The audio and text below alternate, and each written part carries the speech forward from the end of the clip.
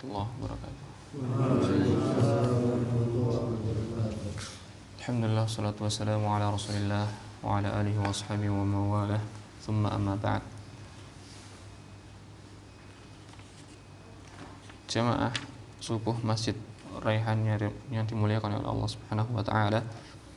Kita melanjutkan pembahasan kita dari kitab Arba'in Nawawiyah ini di hadis berikutnya, yakni hadis yang kelima.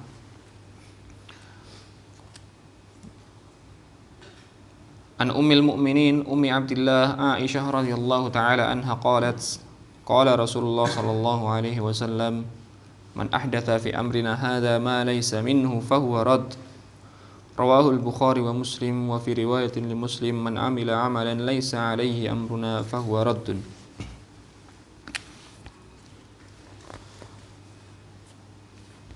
Hadis kelima di kitab Arba'in Nawawiyah ini merupakan salah satu dari hadis yang dikatakan sebagai usuluddin, pondasinya agama Islam. Kenapa? Karena hadis ini mencakup permasalahan tentang solehnya ataupun betulnya suatu amalan seorang. Jika hadis pertama yang sudah kita bahas, hadisnya Umar bin Khattab, innamal a'malu binniyat, bahwasanya semua amalan tergantung pada niatnya, itu membahas tentang perkara di dalam hati seorang hamba ketika beramal. Nah, untuk hadis ini berkenaan dengan perkara zahir atau perkara yang nampak yang dilakukan oleh anggota badan. Dan hadis ini diriwayatkan oleh salah satu istri Rasulullah sallallahu alaihi wasallam, Aisyah radhiyallahu taala anha, salah satu istri yang paling dicintai oleh Rasulullah sallallahu alaihi wasallam setelah Khadijah. Dan satu-satunya gadis yang dinikahi oleh Rasulullah. Jadi semua istri Rasulullah adalah janda kecuali Aisyah ini. Kenapa Rasulullah sallallahu alaihi wasallam memilih Aisyah satu-satunya gadis yang dinikahi oleh Rasulullah? Karena sudah diproyeksikan oleh Rasulullah sallallahu alaihi wasallam Aisyah ini akan menjadi gudangnya ilmu dalam masalah rumah tangga, yang mana tidak semua orang bisa melihat apa yang dilakukan oleh Rasulullah di rumahnya. Maka karena itulah Rasulullah sallallahu alaihi wasallam selalu mengajarkan kepada Aisyah segala hal. Makanya ilmunya Aisyah radhiyallahu taala anha itu sangat luar biasa banyaknya. Kata Imam Zuhri, beliau mengatakan, inna ilma Aisyah lau jama'a ilma azwajun Nabi sallallahu alaihi wasallam wa nisa'ul mu'minin kana ilmu Aisyah aktsar.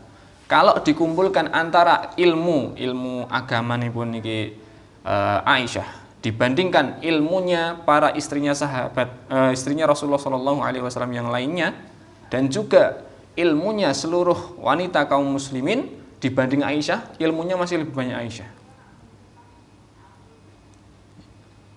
Maka dari itu Aisyah ini salah satu wanita mulia luar biasa. Maka tidak sepatutnya kita menjadikan Aisyah radhiyallahu taala anha ini sebagai guyonan, waliyadzubillah. Mulai sampai dibuat lagu, padahal Aisyah sendiri yang meriwayatkan hadis tentang diharamkannya alat-alat musik. Nah, kok niki enten saya ndamel Aisyah, wah, luar biasa niki akhir zaman. Nah, itulah Aisyah, sekilas tentang Aisyah radhiyallahu taala anha. Rasulullah sallallahu alaihi wasallam bersabda, "Man ahdatsa fi amrina hadza ma laysa minhu fahuwa rad." Man ahdatsa, barang siapa, ahdatsa niku menciptakan, mengada-adakan ataupun menelurkan sesuatu yang baru yang sebelumnya belum pernah ada, itu namanya ahdatsa. Man ahdatsa fi amrina, dalam perkara kami, perkara agama kami. Nah, niki Rasulullah memberikan batasan. Apa yang dimaksudkan dengan menciptakan sesuatu yang baru? Niku dalam hal apa? Ternyata dalam hal amrina hadza, ya, perkara agama kami, ya. Jadi tidak semua perkara dikatakan nanti dilanjutkan hadisnya malaisa minhu fahuwa rad, ya. Yang menciptakan suatu hal yang baru, suatu amalan baru yang tidak pernah ada perkaranya dalam agama kami, dalam agama Muhammad SAW, maka dia akan tertolak. Jadi tidak semuanya, ya. Karena sebagian muslimin di akhir zaman seperti ini agak latah, ngapunten, ya, dikit-dikit bid'ahkan. Nah, niki ada yang salah.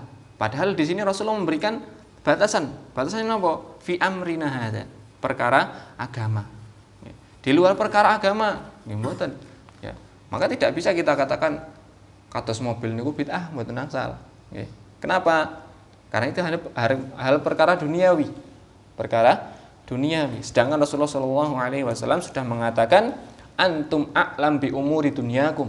Kalian itu lebih tahu permasalahan duniawi kalian. Apa yang kalian butuhkan untuk masalah dunia, kalian lebih tahu. Okay.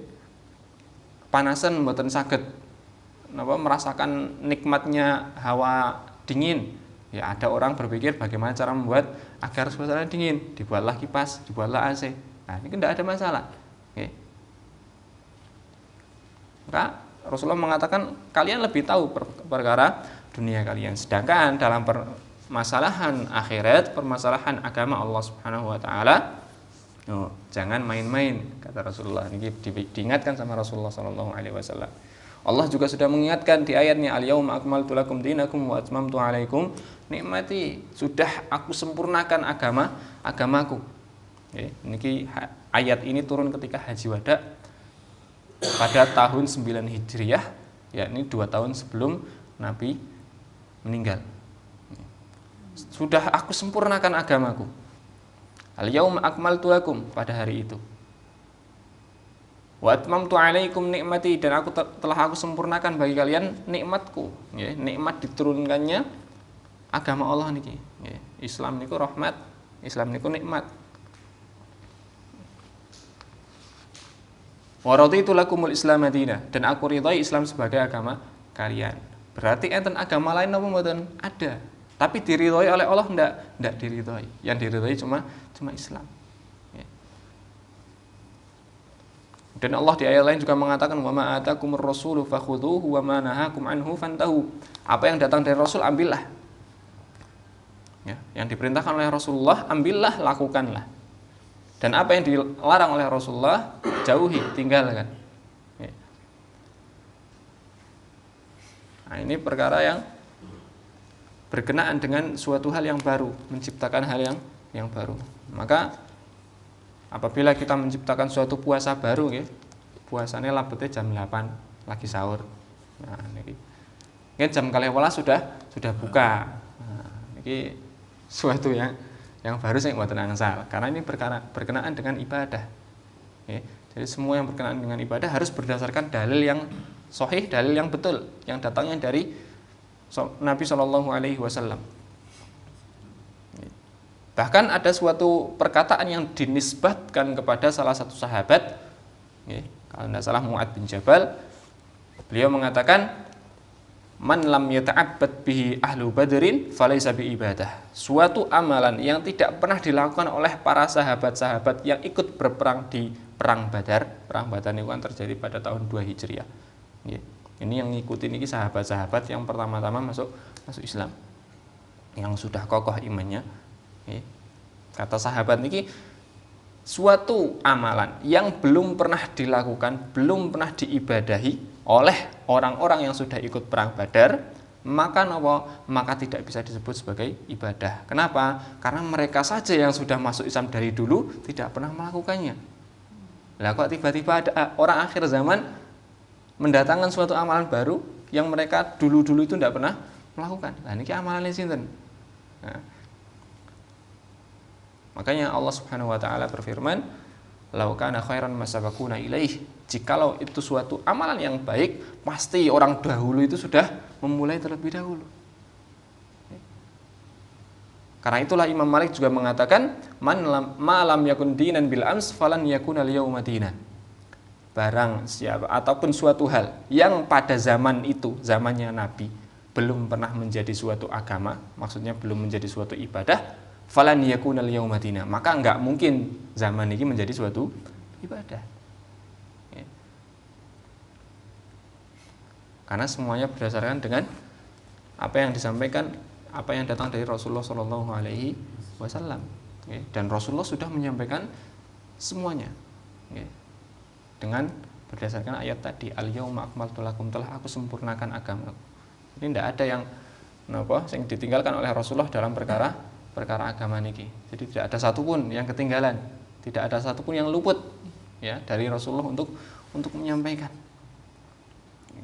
Maka ketika ada orang yang mengatakan, wah ini belum dibahas oleh Rasulullah, wah ini berarti apa? Kata para ulama, ini telah menuduh Rasulullah itu berkhianat terhadap amanah yang diberikan oleh Allah Subhanahu wa taala.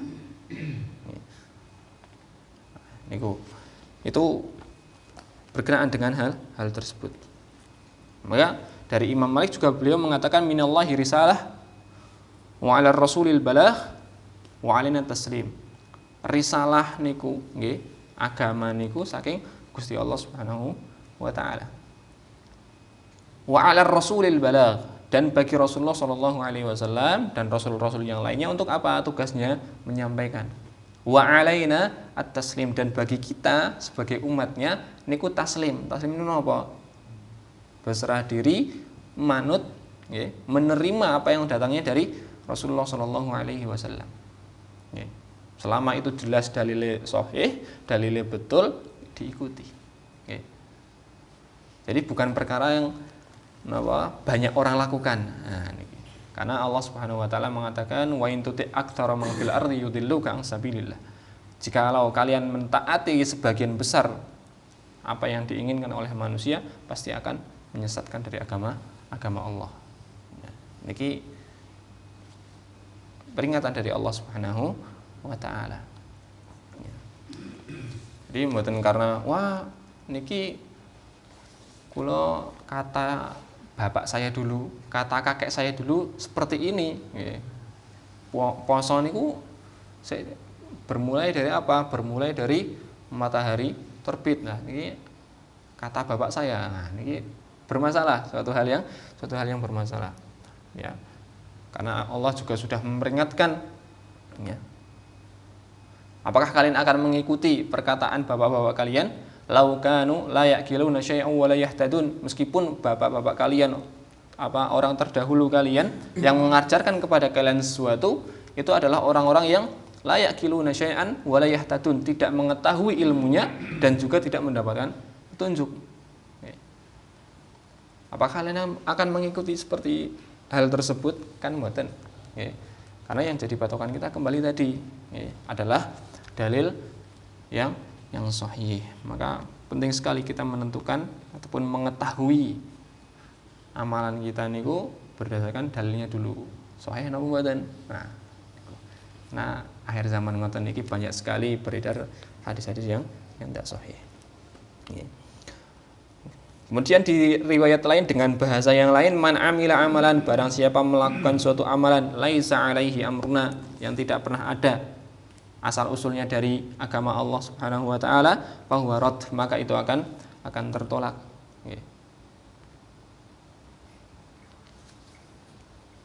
Meskipun suatu amalan yang sudah ada asalnya, akan tapi tidak jalankan sesuai syariat, tidak akan diterima.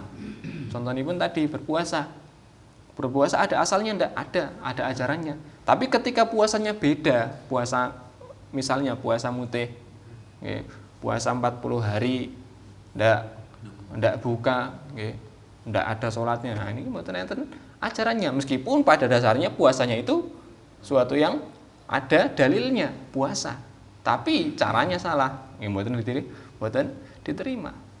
Maka sudah sering kami sampaikan bahwasanya amalan itu akan tergantung pada dua hal. Yang pertama ikhlas, yang kedua sesuai dengan sunnah Rasulullah Shallallahu Alaihi Wasallam, sesuai dengan ajarannya Rasulullah Shallallahu Alaihi Wasallam, sehingga amalan kita niku amalan yang diterima, tidak menjadi amalan yang haba ammanthura, tidak menjadi amalan yang hilang begitu saja. Mumpun capek-capek mengamalkan, mboten diterima. Nah, niki rugi dua kali. Rugine mboten main-main iki dunia akhirat. Nggih. Maka penting sekali kita memperhatikan amalan yang kita lakukan itu berasal dari mana. Nggih. Jadi tidak sembarang melakukan karena orang banyak melakukan belum tentu benar. Nggih. Ngaten. Wassallallahu ala nabiyina Muhammadin wa ala alihi wasallam. Assalamualaikum warahmatullahi wabarakatuh.